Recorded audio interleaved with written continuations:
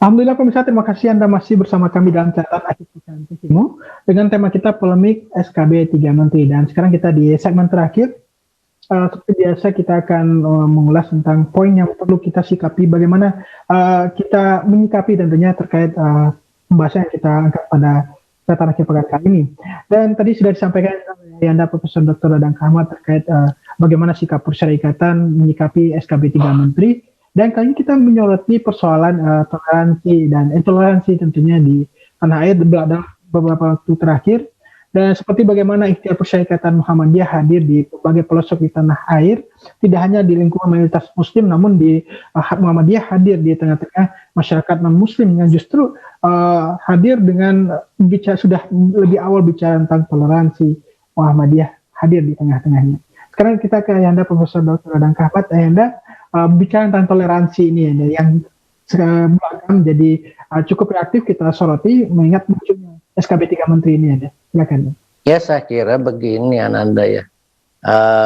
Toleransi itu sudah menjadi bagian dari kehidupan bangsa kita sejak jauh sebelum kemerdekaan, karena multikulturalisme Indonesia ini berbeda dengan multikulturalisme di Eropa maupun di Amerika. Kalau di Eropa mereka mulai berbagai macam bangsa itu setelah Perang Dunia Kedua. Jadi negara-negara jajahan pada pindah ke daerah-daerah, ke negara-negara Eropa, dan negara Eropa tidak bisa menolak sehingga sekarang terjadi multikultural. Amerika juga begitu, dulunya kulit putih menyingkirkan itu yang namanya orang-orang Indian, tetapi sedikit di sini adalah membuka diri untuk imigran-imigran dari berbagai pelosok dunia. Jadi mulai. Tapi kalau Indonesia, sejak berdirinya negara, sejak adanya Nusantara Indonesia, kerajaan-kerajaan dulu kita sudah multikultural, terdiri dari ribuan pulau, terdiri dari ratusan bahasa, ya, termasuk adat istiadat, kepercayaan agama, dan itu menyatu dan melahirkan Bhinneka Tunggal Ika. Saya kira yang intoleran itu hanya bisa dihitung dengan jari, tetapi disikapinya sekarang seolah-olah umat Islam itu seluruhnya intoleran, ya, sehingga apapun yang namanya isu-isu tentang keislaman dicurigai, ya. Saya kira orang Islam itu yang menghuni negara di sini yang paling besar adalah menjadi tulang punggung dari kehidupan kebinekaan ini. Saya ingat pada perkataan Nurhalis Majid, kenapa Indonesia ini rukun? Karena mayoritas orang Islam. Dan mereka sangat toleran sejak dulu karena memang budaya kita pun budaya yang sangat halus, ya, dan terbuka sehingga menerima segala perbedaan-perbedaan itu. Jadi pertama karena masyarakat atau umat Muslim terbesar, yang kedua karena ada Bhinneka Tunggal Ika atau Pancasila yang menyatukan kita, dan yang ketiga karena secara kudrati kebudayaan-kebudayaan di Indonesia itu sangat ramah, sangat baik, sangat welcome, sehingga perbedaan-perbedaan itu tidak menjadi sesuatu halangan untuk interaksi sejak dulu. Nah, kecuali kalau ada rekayasa-rekayasa untuk kepentingan-kepentingan tertentu, maka diisukanlah adanya intoleransi. Dan saya kaget, toleransi itu atau intoleransi itu dihadapi dengan intoleransi lagi. Yang mengatakan dirinya toleran itu justru intoleran, menutup pengajian, lalu juga melaporkan yang berbeda dan lain sebagainya.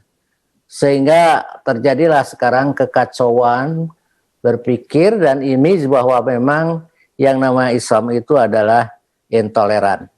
Saya kira kalau Muhammadiyah sejak dulu kita sudah melaksanakan luar biasa toleransi itu. Kita sudah didorong oleh tugas suci kita mencerdaskan kehidupan bangsa dan menolong kesengsaraan umum. Kita mendirikan sekolah-sekolah di seluruh Indonesia dan tidak pandang bulu apakah itu sesama agama Islam atau tidak. Ya, kita punya sekolah dari mulai TK sampai perguruan tinggi seperti di NTT, ya, di Kupang, terus di Papua, di Maluku, Itu semua dalam rangka ikut mencerdaskan kehidupan bangsa dan bangsa umum.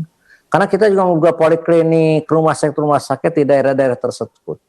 Dan kita tidak memaksa mereka untuk masuk Islam, termasuk memakai pakaian pun mereka tidak kita paksakan untuk memakai pakaian seragam muslimah umpama, tidak ya. Karena itu adalah bentuk toleransi kita mereka kepada kepercayaan mereka. Saya kira kalau Muhammadiyah jangan diragukan lagi. Tetapi kalau daerah-daerah yang mayoritas muslim seperti di Indonesia, maka kita tidak boleh juga kita hanya membiarkan mereka mau pakai mau tidak, itu juga tidak bagus gitu.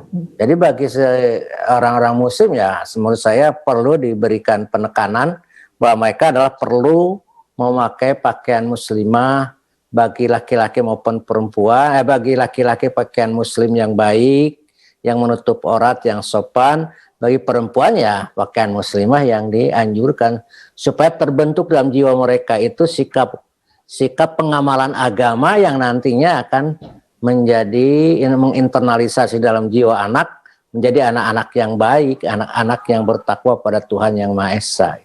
Insya Allah. Baik, terakhir ya mungkin himbauan untuk pemerintah dan lembaga persyarikatan dan umat muslim dan masyarakat Indonesia khususnya, terutama terkait dengan SKB 3 Menteri yang saat ini masih memunculkan polemik di tengah masyarakat, dan tentunya tentang ikhtiar toleransi di tanah air yang perlu kita perkuat sehingga saat ini. Ya, saya kira ya kita harus sikap kita kepada SK 3 Menteri bahwa saya ke orang tua harus tetap menganjurkan anaknya memakai pakaian-pakaian yang sopan sesuai dengan syariat agama. Ya. Artinya mereka dibiasakan untuk menjalankan perintah agama sehingga mereka tidak lagi merasa agama itu diabaikan, agama itu dinomorduakan ke depannya. Ya, harus ditanamkan oleh mereka tentang ajaran-ajaran agama secara konsisten dan betul-betul. Ya. Oleh karena itu jangan ragu. Apalagi dalam SKB itu tidak ada kata melarang, tetapi tidak boleh mewajibkan. Saya kira kalau orang tua akan berhak mewajibkan anaknya untuk memakai pakaian itu, dan institusi sekolah tidak boleh melarang seseorang atau anak memakai seragam yang diinginkan oleh orang tua. Saya kira itu, Ananda, ya. Baik, Yanda, terima kasih atas pemaparan dan pernyataan serta himbauannya tentunya dalam polemik SKB 3 Menteri. Semoga seperti harapan kita bersama, persoalan-persoalan yang tentunya menjurus ke sekularisasi, mengurus nilai-nilai bagaimana Indonesia telah terbangun dengan toleransi sejak Indonesia berdiri, dan ini semoga semakin diperkuat baik itu dengan dukungan dari elemen masyarakat dan komitmen pemerintah tentunya, insya Allah. Terima kasih sekali lagi Yanda, Profesor Dr. Dadang Kahmat. Sehat selalu Yanda. Dan pemirsa, demikianlah catatan akhir pekan kita pada kesempatan kali ini dengan tema kita polemik SKB 3 Menteri, dan semoga bermanfaat dan semakin menguatkan gairah kita untuk terus memperkuat bagaimana komitmen kita terhadap keagamaan dan kebangsaan tentunya. Berkata, saya sama-sama mengucapkan terima kasih. Terus saksikan catatan akhir pekan TVmu dengan teman-teman menarik lainnya berkaitan dengan persoalan keumatan dan kebangsaan. Mewakili kabar kerja bertugas, saya pamit undur diri. Terima kasih. Nasum Nawang Fatum Karib. Assalamualaikum warahmatullahi wabarakatuh.